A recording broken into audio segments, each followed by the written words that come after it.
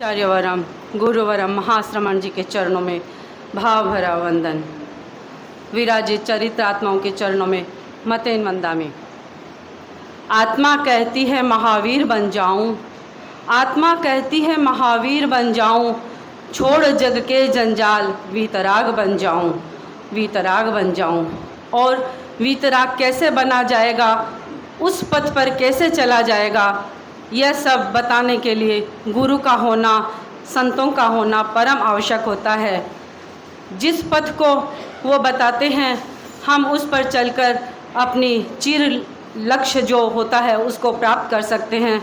आज हमारा हिंद मोटर प्रफुल्लित मन से उपस्थित हुआ है आपका प्रवचन सुनने को, ताकि हम हृदयंगम कर सके उन भावों को, उन उपदेशों को जो हमारे जीवन में सात्विकता, आध्यात्मिकता का प्रवेश कर सके। जिसमें आज बजरंग वाटिका में आप पधारे हैं, पूरा सकल समाज आपका अभिनंदन कर रहा है। तपती धूप, गर्मी, लेकिन आपका आवास प्रवास हमारे लिए शीतल बौछाने वाला होगा। और इसी बजरंग वाटिका में विनीता लूनकरन जी मालू का जो स्थान है, वहाँ पे हमारे महिला मंडल के कार्यक्रम चल रहे हैं विगत सालों से। वहाँ पे हम नियमित सामायिक तत्व चर्चा और हमारी जो कार्यशालाएं होती है वो संपादित करते हैं। और परम सौभाग्य है कि आज आपका प्रवास उसी घर के अंदर हो रहा है, तो हम लोगों को और ज़्यादा उसमें प्रेरणा मिलेगी। और महती कृपा की है आपने महिला मंडल पर, जो आज हमारी वृद्ध कैंसर कार्यशाला को यहाँ संपादित करने का आपका सानिध्य में हमें मौका मिलेगा। टीपीएफ के मेंबर आएंगे और हमारे साथ मिलकर उस कैंसर अवेयरनेस कार्यक्रम को संपादित करेंगे। मेरा सादर अनुरोध है सकल समाज से, आज शनिवार का दिन भी है, शाम को सामायिक भी है, ज़्यादा से ज़्यादा बहनें और पूरा श्रावक समाज उपस्थित हों। और दोपहर में जो हमारी महिला मंडल की विशेष कार्यशाला है अखिल भारतीय तेरा पंथ महिला मंडल से निर्देशित, उसमें आप सभी गणवेश पहनकर जरूर उपस्थित हों। समय का ध्यान रखें। 2 बजे हम कार्यशाला प्रारंभ कर देंगे और 2:30 बजे से हमें मुनि श्री जी का सानिध्य प्राप्त होगा। आपके सुख साता बनी रहे विहार में, और आपका आगामी आने वाला जो चातुर्मास है वो सुखद मंगलमय हो, यही भावना हम सकल हिंद मोटरवासी भा रहे हैं। आध्यात्मिक मंगल का कामनाओं के साथ संपूर्ण महिला मंडल की ओर से मैं बबीता भनूट ओम अरहम।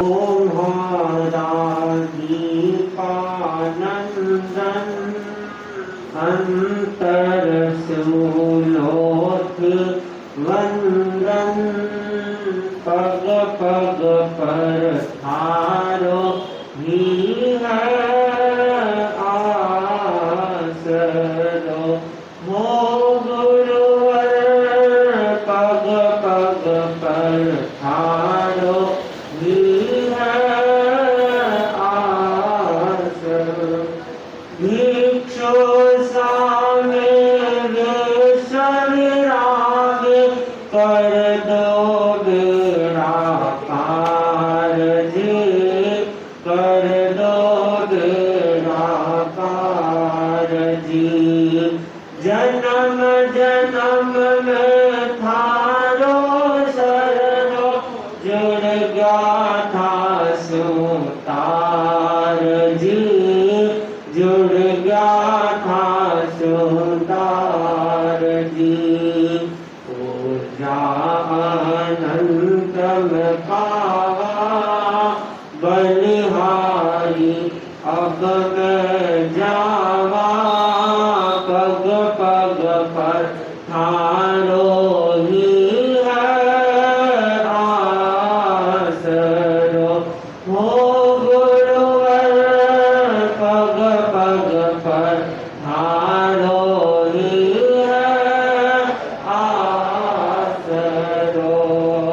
सतर खातिर तुझ प्राणारी, दे दे के कुर्बानी जी, दे दे के कुर्बानी जी।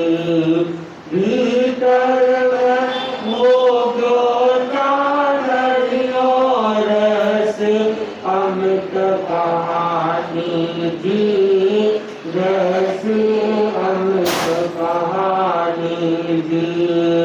सुमिरन सो मैं सुख पावा मन रोध मिटावा पग पग पर ठारो ही है आस कष्टारी कारी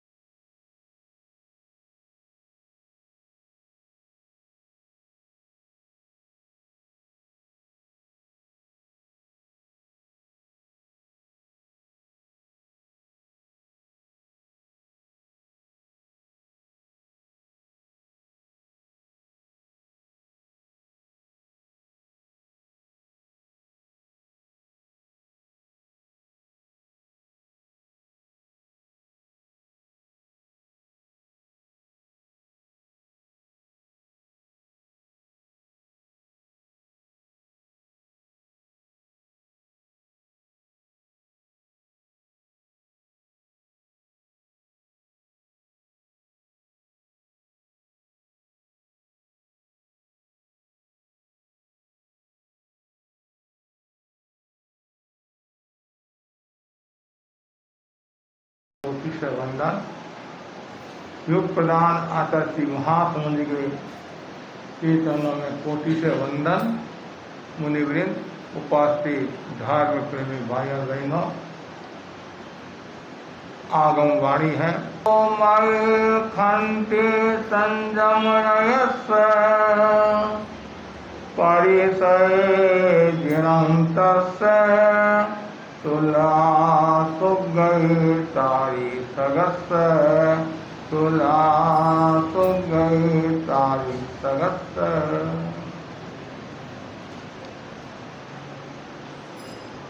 जिन शासन में आगमों का बहुत बड़ा महत्व है, वर्तमान में जैन धर्म का जो स्वरूप दिखाई दे रहा है उसका आधार आगम है। आगम 5 भागों में विभक्त है। अंग, उपांग, मूल, छेद व आवश्यक। वर्तमान में 32 आगम उपलब्ध है। 11 अंग, 12 उपांग, 4 मूल, 4 छेद, 1 आवश्यक। 32 आगमों में एक महत्वपूर्ण आगम है दस्यकालिक सूत्र। प्राचीन परंपरा में नवदीक्षित साधुओं को पहले आचारण सूत्र का अध्ययन कराया जाता था। अभी वर्तमान में 10वें कालिक सूत्र का अध्ययन कराया जाता है। 10वें कालिक सूत्र में नाना प्रकार के विषय हैं। भाषा संबंधी, गोत्री संबंधी, सज्जीवनिक आय संबंधी, विनय संबंधी, समाधि संबंधी, शिक्षा संबंधी आदि अनेक बातें वर्णित हैं। तो ये 10वें कालिक सूत्र की महत्वपूर्ण गाथा है और साधुओं के लिए बहुत उपयोगी ये गाथा है। और भगवान ने कहा एक सुगति होती है, एक दुर्गति होती है। साधु यदि सुगति चाहता है और साधु का लक्ष्य सुगति है, तो साधु है उसकी गति सुगति होती है, या तो देवलोक या मोक्ष को प्राप्त होता है। जो साधु होता है या तो देवलोक को प्राप्त होता है या मोक्ष को प्राप्त होता है। सुगति और दुर्गति, जो अच्छे कर्म करता है, अच्छी साधना करता है, वह सुगति को प्राप्त होता है। और जो अच्छी साधना नहीं करता है, भोगों में डूबा हुआ रहता है, हिंसा में डूबा हुआ रहता है, सुख सुविधा में डूबा हुआ रहता है, उसकी गति सुगति नहीं दुर्गति होती है।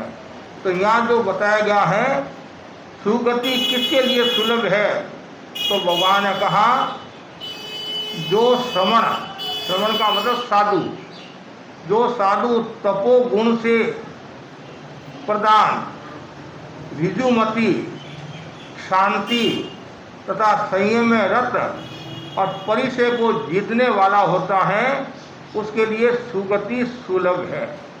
तो सुगति सुलभ का पहला जो सूत्र बताया है वो है तपोगुण। और साधु के लिए शब्द भी आता है पंचपद वंदना में, तपोधन। साधु के लिए आता है तपोधन। साधु हमेशा तप में लीन रहता है। निर्जरा के जो 12 भेद है उनकी साधना करता है, कभी उपवास करता है, कभी एकासना करता है, कभी विज्ञ वर्जन की साधना करता है, और कभी बड़ी तपस्या करता है, विनय की साधना, स्वाध्याय, ध्यान, कायसर, प्रतिसलिनता, प्रायश्चित, कायाकलेश आदि इन तत्वों की आराधना साधना करता रहता है। साधु बन गया है तो साधु का सबसे पहला जो कर्तव्य होता है वह ये होता है वो तप में लीन रहे। और जो तप में लीन रहता है उसकी गति सुगति होती है। भगवान महावीर ने मोक्ष के जो 4 मार्ग बताए हैं, आत्मशुद्धि के 4 जो उपाय बताए हैं, दान, शील, तप, भावना, सम्यक ज्ञान, सम्यक दर्शन, सम्यक चारित्र, सम्यक तप। तो साधु हमेशा तप में लीन रहे और तप से दिल शासन की भी प्रभावना होती है।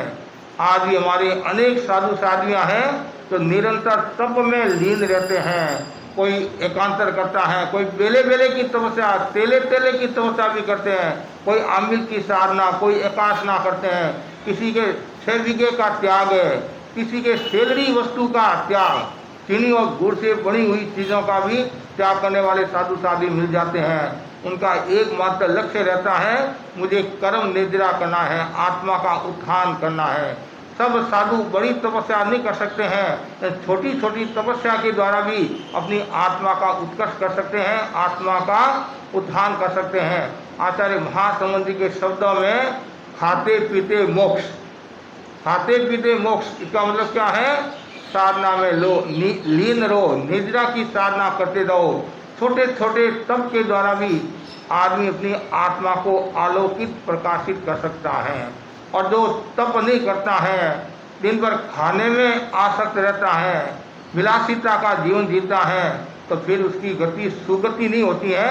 तो हमेशा ये भावना भाव कि मैं ज़्यादा से ज़्यादा तपस्या करूं, करे तपस्या मिटे समस्या, तपस्या से समस्या भी मिटती है, अनेक रोग भी दूर हो जाते हैं, रोगों का उपशमन हो जाता है, शारीरिक मानसिक भावनात्मक स्वास्थ्य को प्राप्त करता है। तो दूसरा जो गुण बताया है वो बहुत सुंदर है, विजुमति।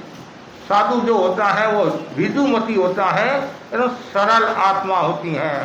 साधु बन गया यदि सरल नहीं है तो एक प्रश्न चिन्ह है। सरल है कोई बड़ी बात नहीं है, क्यों साधु का काम ही सरलता है। तो हर समय सरलता का भाव विकसित हुए। जो यदि कोई दाव पेश करता है या छल कपट करता है, पत्नी करनी में असमानता दिखाता है, तो वहाँ साधना में बाधा आ जाती है। वो आराधक नहीं, कभी कभी विराधक को भी प्राप्त हो जाता है। इसलिए हमेशा सरलता का विकास होना चाहिए। गौतम स्वामी ने भगवान महावीर से प्रश्न किया, बनते धर्म का निवास कहाँ है? तो भगवान ने ये नहीं कहा धर्म का निवास हिल मोटर में है या उत्तरपाड़ा में है, रीसरा में है या बाली बेलूर में है या लीलवा में है। तो धर्म का निवास कहाँ है? जिसकी आत्मा सरल है। सोई उज्ज्वल भूय से धम्मो शुद्ध चित्ते ही। जिसकी आत्मा सरल है, शुद्ध है, निर्मल है, पवित्र है, वहाँ धर्म का निवास होता है। और जहाँ सरलता है वहाँ फिर प्रकाश है, शक्ति है।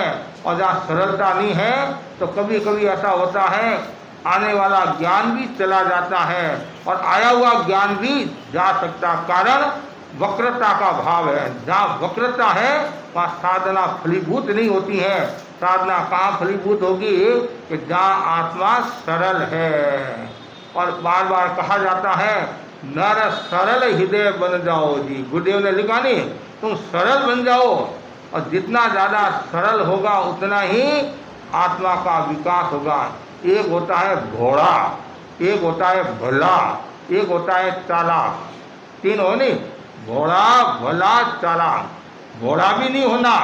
यदि घोड़ा होता है तो फिर लोग आपको बेच के खा जाएंगे। ऐसा कहा जाता नहीं। पत्नी अपने पति से कहती है बांका रही जो बालमा बांका बनका होए। पतिदेव बांका रहना, टेढ़ा रहना, नहीं तो ये लोग आपको बेच कर खा जाएंगे। इस संसार की दृष्टि में तो कहा जा सकता है, लेकिन आत्मा की दृष्टि में नहीं कहा जा सकता है। तो घोड़ा नहीं होना, लेकिन आत्मा से सरल होना। घोड़ा और सरलता में अंतर है। कुछ लोग कहते हैं महाराज ये घोड़ा है, लेकिन हम कहते हैं ये घोड़ा नहीं है, गजब का घोड़ा है। क्या है? गजब का घोड़ा है। कभी कभी तेरा ऐसा दिखता है कि ये घोड़ो आदमी है। महाराज आपको घोड़ा दिख रहा है और अपने मतलब में बहुत होशियार है, अपने मतलब में बहुत होशियार है। और जैसे आचार्य भिक्षु ने युवाचार्य भारमली स्वामी को बनाया नहीं, भारमली स्वामी को, तो भारी मल तो घोड़ा पदवी जो तिलोक है, ऐसा कहा नहीं। लेकिन तुम्हारे लोगों को घोड़ा लग रहा है, लेकिन वो कहीं घोड़े नहीं थे, गजब के घोड़े थे। तो मुनि मौजी राम जी स्वामी के बोल उन्होंने जो अनुशासन किया भारमली स्वामी ने, सब लोग देखते रह गए। ये तेरापन की शासन परंपरा। और जो भी ये पट पर बैठता नहीं, भिक्षु स्वामी के पट पर जो भी बैठता है कि वो घोड़ा नहीं रहता है। भला तो होगा ही, लेकिन समझदार भी होगा। क्यों? तेरापन धन संघ का मालिक है, सम्राट है और तारन तरन जहाज है। उनको बहुत सावधानी रखनी पड़ती है। तो हमें घोड़ा नहीं भला होना। और जो व्यक्ति भला होता है उसको हमेशा लाभ मिलता रहता है। भला का उल्टा क्या है? लाभ है नहीं। तो भला का उल्टा लाभ है। जो भला होता है उसको लाभ मिलता है। और चालाक भी काम का नहीं है। चालाक भी कुछ लोग ऐसे होते हैं, चलती गाड़ी में से चक्का निकाल देते हैं। तो उनको ये पता नहीं आज मैं इनकी गाड़ी में से चक्का निकाल रहा हूँ, कल मेरी गाड़ी में से भी कोई निकाल सकता है, मेरी गाड़ी को भी पंचर कर सकते हैं, पंचर कर सकते हैं। ऐसा कभी नहीं करना। चालाक भी काम का नहीं है। चालाक कहते नहीं, वो बुद्धिमान तो हो सकता है, बुद्धिमान तो हो सकता है, लेकिन वो शुद्धि नहीं कर सकता है। शुद्धि करना है तो हमें सरल होना पड़ेगा। और जो जितना ज़्यादा सरल होगा, जितना भला होगा, उतना ही उसका मूल्य बढ़ जाएगा। हमारे एक संत मुनि जोधराजी स्वामी, जोधराजी स्वामी थे, फतेहपुर के जोधराजी स्वामी। मैंने भी उनको देखा, इतने भले थे, इतने भले थे। और जो भले होते हैं, सीधे होते हैं, तो लोग मजाक भी कर देते हैं, कभी कभी मजाक भी कर देते हैं। तो हमारे संत भी उन कभी कभी विनोद में कहते हैं महाराज ये सरजोड़े दीक्षा ली थी उन्होंने, सरजोड़े दीक्षा ली थी कि आपकी पत्नी का क्या नाम है, पत्नी का क्या नाम। देखो भाई, उसके बाद में छः मतलब छगना जी। बाद में मेरा नाम है जय, जय मने जोधराज। मेरी पत्नी का नाम क्या है? छगना जी। मतलब ऐसे विनोद कर लेते थे। भले थे, भले थे, सीधे थे। और एक हमारे संत मुनि छोगजी स्वामी मेवाड़ के थे, रायपुर के बोराना के थे, तो उनकी भी युवक मजाक कर लेते, युवक भी मजाक कर लेते कि सीधे थे, सरल थे कि महाराज आप हमारे गांव में देवलोक होना, आपका बढ़िया चबूतरा बनाएंगे। कौन बोलते थे? चूरू के युवक, गंगापुर के युवक, महाराज आप हमारे गांव में देवलोक होना, बहुत बढ़िया चबूतरा बना देंगे आपका। लेकिन हर किसी को ऐसे नहीं बोला जाता है। वो सीधे थे, सरल थे, आत्मा भली थी, लेकिन मूल बात है आत्मा से हमेशा सरल होना। और जो आत्मा से सरल होता है तो रिजु गति वाला, रिजु मति वाला होता है, तो उनको फायदा ही फायदा होता है, नुकसान नहीं होता है। आपने कई बार घटना सुनी भी और हम भी सुनाते हैं। भगवान ऋषभ के समय के जो साधु होते थे ना, साधु, वो प्रकृति से सरल होते थे, लेकिन विवेक चेतना इतनी जागृत नहीं होती थी, लेकिन वो सरल बहुत होते थे। एक बार की बात है, वो गोचरी के लिए गए। कहाँ गए? गोचरी के लिए गए। तो गोचरी करके वापिस ठिकाने आ रहे थे, रास्ते में एक बाई मिल गई, कमला बाई। ये कमला बाई ये नहीं, हाँ, ये तो नील लेरी अभी है, कायसर करी है। और कमला बाई कोई मिल गई, कमला बाई मिली और कमला बाई ने गोचरी की भावना भाई। और ये भी हमारे गोचरी की भावना भाती रहती है। कई हमारे ऐसे श्रावक है कि कमला बाई, संपत बाई, जुगराजी आदि, और भी कई ऐसे बार बार भावना भाते रहते। ये तो प्राय आने वाले हैं। तो बहन ने कहा महाराज गोचरी की कृपा कराओ। तो संतों ने कहा आवश्यकता नहीं है, अभी हम 2 ही संत हैं, आवश्यकता नहीं है, जितनी आवश्यकता थी उतना आ गया है। तो कुछ बहनों का ज़्यादा रहता है, कि महाराज बहुत मुश्किल से तो पधारे हो। आज सुबह हमारी बहन ने कितनी भावना भारी थी, गोचरी की कृपा कराओ। ये हमारे संस्कार है, ये भिक्षु स्वामी ने संस्कार दिए हैं। और हमारे साधु साधुओं ने कितने आपको संस्कार दिए, दान के संस्कार।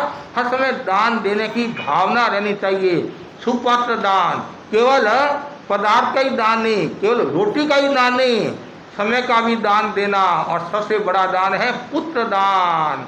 अपने बेटे को दो, बेटी को दो, और भावना भाओ कि मेरे घर से भी कोई दीक्षा ले और मेरा भी धर्म संघ में सिर हो। और जो जिस घर से 3 दीक्षा हो जाती है तो वो महादानी हो जाता। कौन हो जाता है? दानी नहीं, महादानी हो जाता है। तो भावना भाओ हमारा भी वह दिन आए, हम भी दीक्षा ले, या मेरे परिवार में से कोई दीक्षा ले, मेरा घर का, कुल का नाम रोशन हो जाए।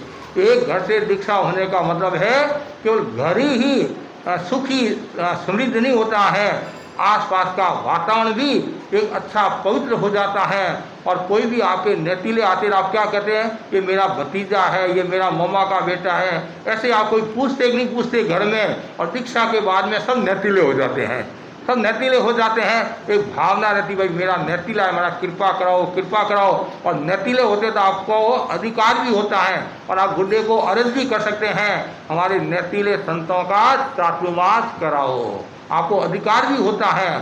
तो वैसे ही भाई ने खूब आग्रह किया, महाराज गोचरी की कृपा कराओ। संत मना करते गए, आवश्यकता नहीं है। और बहन तो हट करके बैठ गई। कहते नहीं कभी कभी हट है कि महाराज कुछ भी हो, थोड़ी कृपा कराओ, और कुछ नहीं है।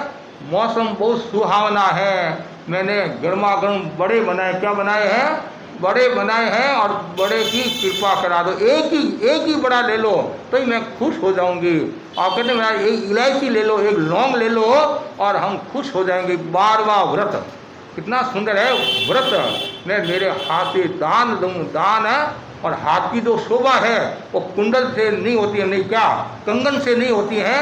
और हाथ की जो शोभा होती है वो सुपात्र दान देने से। हमेशा ऐसे हाथ रखना चाहिए, न कि ऐसे हाथ रखना। ऐसे हाथ रखने वाले तो हम हैं, ऐसे हाथ रखने वाले तो हम हैं नहीं, हम ऐसे हाथ रखते हैं। लेकिन ऐसे भी है, हम दोनों ही है, हम लेते भी है, देते भी हैं। कुछ भव्य आत्मा ऐसी होती हैं जो ज़्यादा देने में विश्वास, देने में ले जाओ। हमारे अनेक ऐसे संस्कृतियाँ हुए, उनके पास कोई भी आता, महाराज मेरे को ये सिखाओ, ये दो, लो, ले जाओ, कि मेरे पास ज्ञान है, तो आप उसका सदुपयोग करना। और जितना ज्ञान बांटोगे उतना ही आपका ज्ञान विकसित होगा और आपका ज्ञान सुदृढ़ होगा और आपको भी आनंद आएगा कि मेरे योग से इसकी आत्मा का कल्याण हो रहा है और मेरे योग से ये कितना आगे बढ़ गया, कितना आगे बढ़ गया। हमारी बहन ने ज्ञानशाला में पढ़ाती है, ज्ञानशाला में पढ़ाती नहीं, और कितने मनोयोग के साथ पढ़ाती हैं। और एक बच्चा भी यदि संस्कारी होता है, चरित्रवान होता है, ऊंची पोस्ट पर जाता है, यदि साधु बन जाता है तो जिंदगी भर तक वह आपको याद करेगा, याद करेगा। और हमारे मन में भी रहेगा कि मैं अमुक ज्ञानशाला में पढ़ा था और इन प्रशिक्षिकाओं ने मुझे ज्ञान दिया था, संस्कार दिए थे, चरित्र की बातें बताई थी। तो मूल भावना रहती है। तो बहन ने ज़्यादा आग्रह किया, ठीक है। कभी कभी क्या होता है, हमारे आवश्यकता नहीं है, फिर भी आपका मन रखने के लिए भी हम व्रत निभ जाते हैं। तो ठीक है भाई, ज़्यादा मत बहराना, जितनी आवश्यकता तो नहीं है फिर भी तुम्हारी भावना है तो थोड़ा सा बहरा देना। जैसे बहन ने भावना भाई बड़े की और मुनिराज पधारे और पात्र मुनिराज ने रखा, पात्र मुनिराज ने रखा और भाई तो इतनी भावना वाली थी, इतनी भावना वाली थी और उसको पता ही नहीं चला, जितने बड़े थे बर्तन में सारे के सारे बहरा दिए। जैसी बहराई और खुशी, आनंद आ गया, आनंद आ गया। वो बड़े कितने थे? 32 बड़े थे। कितने थे? 32 बड़े थे। और मुनिराज ने गर्मा गर्म बड़े लिए, वहाँ से रवाना हुए। लेकिन आप जानती है, मन नहीं, मन, ये मन चंचल है, मन चोर है। मैं जानू मन मर गया, मरकर हुआ भूत, मुँहे पीछे उठ खड़ा ऐसा मेरा पूत। मन लोभी मन लालची, मन चंचल मन चोर, मन के मते न चालिए पलक पलक में और। मन के मते नहीं चलना, भीतर से जो आवाज़ आती है, भीतर से जो मांग उठती है, उस मांग को अस्वीकार करते जाओ। लेकिन मन ऐसा है, ये कल्पना करता रहता है, कभी अतीत की कभी भविष्य की कल्पना करता रहता है, मुझे ये करना, ऐसा करना, वैसा करना, और आना जाना कुछ नहीं है। कुछ लोग कल्पना ही करते हैं, वो कल्पना ही रह जाती है, कुछ नहीं होता है। तो जैसे वो 32 बड़े गरबा गरम और सुगंध और धनिए की, मिर्ची की और भी कई चीज़ें अंदर डाली हुई थी, इतनी सुगंध आ रही थी। वो सुगंध कहाँ, नाक तक पहुँच गई सुगंध, और फिर मन भी थोड़ा सा दूसरा हो गया। गर्मा गर्म बड़े हैं, मौसम सुहावना है, ठिकाना तो अभी दूर है, और थोड़ा मौसम ऐसा कहीं ठंडे न हो जाए। और मैं और गुरुजी दो ही तो है, तीसरा तो कोई है नहीं है। उस साधु के मन में भी 50-50 की बात आ गई। आजकल हमारे बच्चों में आती नहीं 50-50 की बात। घर में 2 बच्चे, मम्मी 2 केले लाए हैं, एक मेरे को दे दे, मेरी पाती कहा, मेरी पाती का। तो ये आज पाती की बात आज नहीं है, अनादि काल से है, अनादि काल से है। तो साधु के मन में आया, गुरुजी अकेले तो खाएंगे नहीं और 50-50 करेंगे, क्यों न मैं मेरे पाती का पहले खा लूँ, नहीं तो ठंडा हो जाएगा, ठंडा हो जाएगा। मन है। और तत्काल एकांत में गया, निर्वद्य जगह देखी, कोई आदि हरियाली आदि कुछ नहीं, एकदम निर्वद्य जगह देखी और थोड़ी ओट में बैठकर और 32 में से 16 बड़ा खा लिए। और एक बार खाना शुरू कर लेते नहीं तो रस आने लग जाता, नहीं स्वाद आने लग जाता है, आने दो आने दो आने दो। अरे पीछे भी तो खाने वाले हैं, कि कोई खास बात नहीं, तू तो पतिव्रता है, कहते पतिव्रता है, एक दिन नहीं खाएगी तो क्या फर्क पड़ेगा, आज मेरे को खाने दे। तो 32 में से 16 बड़े खाए, लेकिन वो स्वाद आ रहा था, टेस्ट भी जोरदार था। लेकिन साधु को टेस्ट रखना नहीं है। यदि साधु टेस्ट वाला हो जाता है, स्वादु हो जाता नहीं, तो वो साधु नहीं स्वादु हो जाता है, तो दुर्गति को निमंत्रण दे देता है। अब मुनिराज से सन्मत से जैसे खाए 32 और उसको अच्छे लगे और फिर आगे बढ़ा। फिर वो बार बार भीतर से मांग उठती है, बड़े बड़े बड़े, अभी तो गर्म है गुरुजी, अकेले तो खाएंगे नहीं, अकेले तो खाएंगे नहीं। 50 की बात और आ गई, तो 16 तो पहले खा लिए, 16 के आधे और 8 हो गए, 8 हो गए। और ऐसे कहानी जितनी लंबी बढ़ाई उतनी हो सकती है। 16 में से 8, 8 में से 4, 4 में से 2 और 2 में से 1 बार, एक बस। अब इतने में ठिकाना आ गया, हमारा एक नियम है, साधु जब गोश्री के लिए जाता है, जितनी बार बाहर जाता है क्या बोलता है?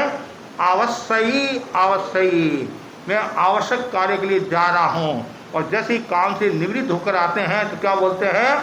निश्चय निश्चय, पूरा काम करके आ जाते हैं। तो क्या है, साधु भगवंतों को भी पता चल जाता है, गुरु को भी पता चल जाता है कि भाई संत गोची करके आ गए हैं। अब गोची करके संत आ जाते हैं तो फिर हमारे बड़े संत फरमाते थे फिर देरी नहीं करना। क्यों? वो इतनी मेहनत करके गर्म लेकर आया है और फिर देरी करेंगे तो वो ठंडा हो जाएगा, किसी के स्वास्थ्य के अनुकूल नहीं रहता है, तो उसमें देरी नहीं करना। मतलब एक व्यवस्था की दृष्टि से। और जैसे ही आवाज़ आई निश्चय निश्चय, तो गुरुजी भी पधार गए और गुरुजी बैठ गए और मुनि ने पात्र रखे। मुनि जी पात्र को देखने लगे, गुरुजी पात्र को देखने लगे। पात्र एक एक उतारे हैं, नीचे रख रहे हैं और गुरु की नज़र किस पर पड़ी? बड़े पर। आप जानते हैं थोड़ी चीज़ होती है उस पर ज़्यादा नज़र पड़ती है। घर में भी आप देख लो, थोड़ी चीज़ होती है तो अभाव में स्वभाव बिगड़ता है। 10 केले पड़े हैं, 2 घर में सदस्य हैं तो किसी का ध्यान जल्दी से नहीं जाएगा, और 4 सदस्य हैं, 2 केले हैं तो जल्दी से आपका ध्यान जाएगा। कोई खा नहीं ले, खा नहीं ले, खा नहीं ले। मनुष्य का स्वभाव है। और पुराने समय में तो भाई ने बड़ी होशियार होती थी, ताला लगाती थी, कोई खा नहीं ले, खा नहीं ले। आजकल तो ताला वाली बात तो नहीं है। कारण क्यों? घर में सदस्य ही इतने नहीं है तो ताला किसके लगाएंगे? पहले बड़ा परिवार होता, सब देखना पड़ता था। समय समय की बात है तो मुनिराज ने सब देखा, गुरुराज ने देखा और गुरुराज बोले अरे भाई ऐसी कौन सी दातार मिली तो एक ही बड़ा बेराने वाली। बड़ा तो तुम भी खाता है, मैं भी खाता हूँ। आज विजय वर्धन भी नहीं है, न तो अष्टमी है, न चतुर्दशी है, न बीज है, न पाँचम है, न 11 है, न अमावस है, न कोई विशेष दिन है। तो फिर ऐसी कौन सी दातार मिली एक ही? क्या तुमने मना किया? मैंने तो मना नहीं किया। तो फिर क्या हुआ कि बड़े बड़े तो क्या, बड़े तो 32 बनाए थे, तो फिर कहाँ के कोई डाकू आ गया और डाकू आ गया। कौन सा डाकू है? भूलजी बल्दी डाकू आ गया? नहीं, वो नहीं है, मन का डाकू आ गया। और सरल आत्मा थी कि मेरे मन में आ गया कि गुरुजी अकेले तो खाएंगे नहीं, तो मैंने क्या किया 50-50 के हिसाब से 32 में से 16, 8, 4, 2, 1 खा लिया। ये 1 रहा है। तो गुरुजी भी कम नहीं थे। गुरुजी बोलते हैं अरे शिष्य तुम रोजाना बोलता नहीं कि आपके बिना मेरे गले नहीं उतरता है, आपके बिना मेरे गले नहीं उतरता है, आपके बिना मेरे गले नहीं उतरता। ऐसे आज कैसे तुम्हारे गले उतरा? कैसे गले उतरा? जैसे ये कहा गुरुजी कैसे गले उतरा? वो एक बड़ा था नहीं, लिया हाथ में ऐसे उतरा तो 32 के 32 बड़े उड़ा दिए। लेकिन आत्मा सरल थी, आत्मा में कोई पाप नहीं था। लेकिन आज कोई होता तो दाव पेश भी कर सकता, ऐसा हुआ, वैसा हुआ, ये हुआ, ऐसा हुआ। लेकिन आत्मा सरल थी। जिसकी आत्मा सरल होती है उसकी गति सुगति होती है। और जैन दर्शन की परंपरा के अनुसार मनुष्य गति में पैदा होने के कितने कारण हैं? 4 कारण है नहीं। उसमें पहला कारण कौन सा है? भद्रता। प्रकृति से जो भद्र होता है, जो सरल होता है, उसकी गति मनुष्य गति होती है। और जो सरल होगा तो सब क्षेत्रों में विकास करेगा। सरल जनों की सरल गति बोलते नहीं, जो सरल आत्मा होती है उनकी गति भी सरल होती है, मति भी सरल होती हैं, उसके भाव सरल होते हैं, सब सरल ही सरल, उसके कभी कमी नहीं रहती हैं। और यहाँ तक कि देवता भी उनकी सेवा में रहते हैं। जो दाव पेश करने वाला है, धोखाधड़ी करने वाला है, बेईमानी करने वाला है, दूसरों को ठगने वाला है, तो देवता का वहाँ निवास नहीं होता है। तो ये दूसरा बताया है सुगति का कारण ऋजुमति। तीसरा जो सूत्र बताया है शांति। शांति का मतलब है कष्टों को सहन करना। हमारे यहाँ 10 धर्म बताए नहीं, 10 धर्म बताए। सारांश सूत्र में यति धर्म के 10 प्रकार बताए हैं। उनमें पहला कौन सा है? शांति। शांति ने क्षमा शांति। तो शांति का मतलब है कष्टों को सहन करना, क्षमा का विकास, सहिष्णुता का विकास करना। जो जितना ज़्यादा साधु सहिष्णु होगा उसकी साधना उतनी निर्मल और पवित्र होगी, सुगति होगी। तो बार बार आचार्य भी हमें निर्देश देते रहते हैं कि सहिष्णुता की साधना करो। और जो जितनी ज़्यादा सहिष्णुता की साधना करेगा तो वो उसका घोषण भी मजबूत होगा। ध्यान से सुनने की बात है। कि जो बार बार गुस्से में रहता है, आक्रोश में रहता है, जिसका मन मलिन है, द्वेष है, वैमनस्य का भाव है, तो धीरे धीरे क्षोषम में भी कमी आती है। क्षोषम में भी कमी आती है। क्षोषम का मतलब क्या? कर्मों का हल्कापन। और जिसका क्षोषम अच्छा होता है, प्रबल क्षोषम होता है, तो वो जल्दी याद कर लेता है। जैसे स्थूली भद्र की बहनें थी नहीं, स्थूली भद्र की बहनें, यक्षा आदि जो बहनें थी नहीं, ऐसा कहा जाता है एक बार सुनती एक बहन तो एक बार में याद, दूसरी 2 बार, तीसरी 3 बार, ऐसे और इतना उनका क्षोषम मजबूत था। और हमारे अनेक संत हुए हैं, जिसमें एक संत हुए मुनि सोहन लाली स्वामी, चुरू के थे, बड़े ज्ञानी विज्ञानी थे, बड़े मतलब संगीतकार, अच्छे जानकार थे। ऐसा कहा जाता है वो एक दिन में 300 श्लोक याद कर लेते थे। कितने? एक दिन में 300 श्लोक याद कर लेते थे। और हमारे मुनि चंपालाली स्वामी थे, सदाशहर के सिंगी परिवार के, उन्होंने एक दिन में 149 गीतिका बनाई। कितनी? एक दिन में 159 हमारे मुनि गुलाब चंद स्वामी हुए हैं, जिन्होंने संभवतः एक दिन में 1100 श्लोक बनाए। एक दिन में 1100 श्लोक बनाए। तो किसी ने 100, किसी ने ऐसे। तो ये कब बना सकते हैं? जिनका क्षोषम अच्छा होता है। तो जो सरल आत्मा होती हैं तो उनका क्षोषम भी अच्छा होगा। जो सरल नहीं है तो वे क्षोषम भी इतना मजबूत नहीं होता है। तो इसलिए साधु को सहिष्णुता की साधना, और जो जितना ज़्यादा सहिष्णु होगा उतना ही वो शक्ति संपन्न होगा, और जितना शक्ति संपन्न होगा उतना ही वो मेधावी आत्मार्थी होगा, और हर चीज़ को वो अच्छी तरह से ग्रहण कर सकता है और अच्छी तरह से सीख सकता है। और यदि गुस्से में रहता है तो वो ज़्यादा याद भी कर नहीं पाता है। याद कर भी लिया तो गुस्से में क्या होता है, वो भूल जाता है। कभी कभी करते नहीं कि महाराज इसको इतना गुस्सा आता है, इसको याद खूब करता है, लेकिन गुस्से के कारण नुकसान हो जाता है। तो जो साधु है वो शांति का विकास करे, सहिष्णुता का विकास करे। आचार्य तुलसी ने कहा था, जो प्रशासक होता नहीं, प्रशासक के लिए 3 बातें जरूरी है: क्षमता, ममता और समता। कितना सुंदर कहा है। तो क्षमता भी जरूरी है। एक क्षमता का अर्थ क्या होता है? योग्यता। क्षमता, योग्यता। और एक क्षमता मतलब सहन करना, जो जितना ज़्यादा शांति बोलते हैं ना, शांति का मतलब सहन करना। अनुकूल और प्रतिकूल परिस्थिति में अपने आप को आलोकित करना, अपने आप को संतुलित रखना। जो व्यक्ति अपने आप को संतुलित रखता है वो बहुत बड़ा ज्ञानी हो जाता है, बहुत बड़ा वैज्ञानिक भी हो सकता है, आगे भी बढ़ सकता है। तो जो सुगति को प्राप्त करना चाहता है वो शांति की साधना करे। चौथा जो बिंदु बताया गया है, संयम में रत। जो साधु बन गया वो संयम में रत रहे, चारित्र में रत रहे, आचार में रत रहे, कोई उसके दोष नहीं लगे। साधु बन गया है वो हर पल हर क्षण संयम में रत रहे। और यहाँ तक बताया गया है, जो साधु संयम में रत रहता है तो देवलोक के सुखों को भी लांग देता है। और जो संयम में रत नहीं होता है तो नारकी के दुखों से भी अधिक वो दुख को प्राप्त होता है, और उसको बहुत कष्ट सहन करना पड़ता है, बहुत कष्ट झेलने पड़ते हैं। इसलिए संयम में रत और साधु बन गया है तो बस एक ही मैंने संयम को स्वीकार किया है।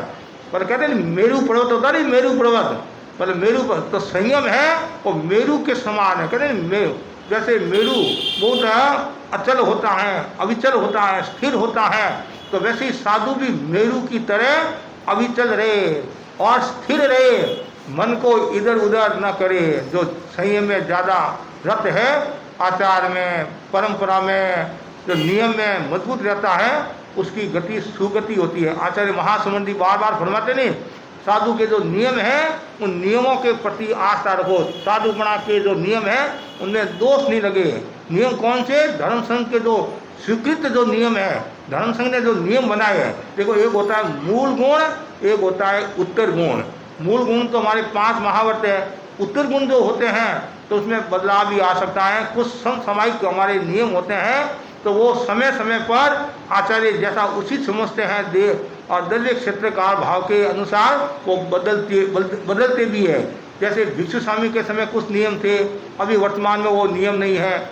आचार्य तुलसी के समय जो नियम थे अभी वो वर्तमान में नहीं है। आचार्य जी ने कुछ नियम बनाए तो जरूरी नहीं कि वो आगे रहे। तो ये द्रव्य क्षेत्र काल भाव, आचार्य उसी समझते हैं या अभी आवश्यकता है तो रखते हैं, तो अभी इसकी आवश्यकता नहीं है तो आचार्य जैसा कहते हैं वैसा करते हैं। तो ये बहुत जरूरी है, नियमों में आस्था रखना, संयम में रहो, बार बार भावना भाव, संयम सुखकारी कहते हैं, संयम सुखकारी है। और संयम में जितना आनंद है उतना आनंद घर गृहस्थी में नहीं है। एक भाई आया, बोला महाराज मैं घर गृहस्थी में भी साधना कर सकता हूँ, कोई जरूरी नहीं है साधु बना लेना। मैंने कहा तुम घर गृहस्थी में भी साधना कर सकते हो, लेकिन जितनी साधना साधुपन में होगी उतनी साधना घर गृहस्थी में मुश्किल है। क्यों? तुम्हारी जिम्मेदारी भी रहेगी, और यदि तुम कोई काम नहीं करता है तो तुम्हारे परिवार वाले बार बार तुम्हारे को सुनाएंगे तुम कुछ करता नहीं है, करता नहीं है, कुछ करता नहीं है। और कभी कभी क्या बोलने लग जाएंगे, तुम भार भूत है, कुछ काम नहीं करता भार भूत है। तो साधु बन गया तो वो क्या समझेंगे कि भार नहीं, हमारे घर का परिवार का उपहार है। कितना अंतर है। और सब आप पहली बात तुम वंदनीय हो जाओगे, छठे गुणस्थान के धनी हो गए। और गृहस्थ में तुम कितनी ऊंची साधना कर लो, ऐसा कहा जाता है कुछ गृहस्थ साधु की चर्या से भी ऊंचे होते हैं, मतलब साधना की दृष्टि से, तो वो 5वें गुणस्थान के धनी हैं और साधु 6ठे गुणस्थान के धनी होते हैं। वर्तमान में साधु में 6ठा 7वां गुणस्थान पाया जाता है, और ऐसे साधु में 9 गुणस्थान पाते। कितनी बातें हैं? 6ठे से लेकर 14वें गुणस्थान तक। क्यों?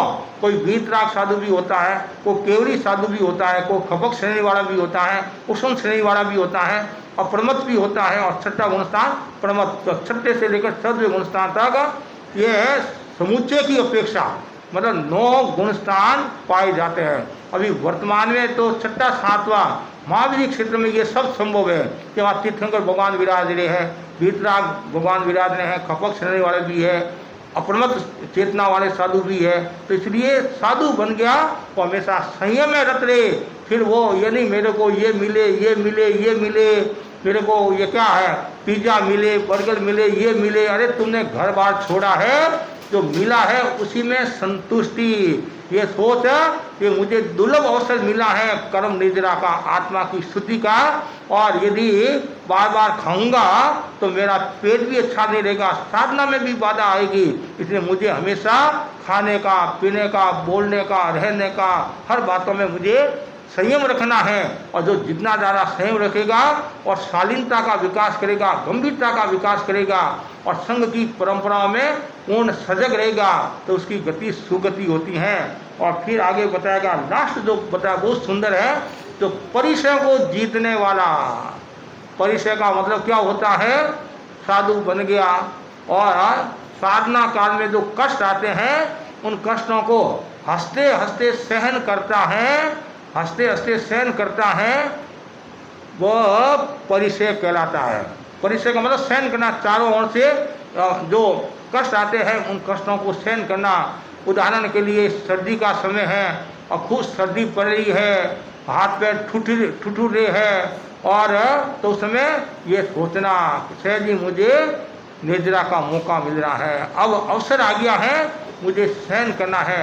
हमारे ऐसे ऐसे साधु साध्वी हुए, आपको आश्चर्य होगा, एक एक पछौड़ी में, केवल कलकत्ता में तो इतनी सर्दी नहीं पड़ती है, इतनी सर्दी नहीं पड़ती है। जब पश्चिमी राजस्थान की सर्दी ले लो आप, तो कभी कभी तो बाहर जाने की इच्छा भी नहीं होती है।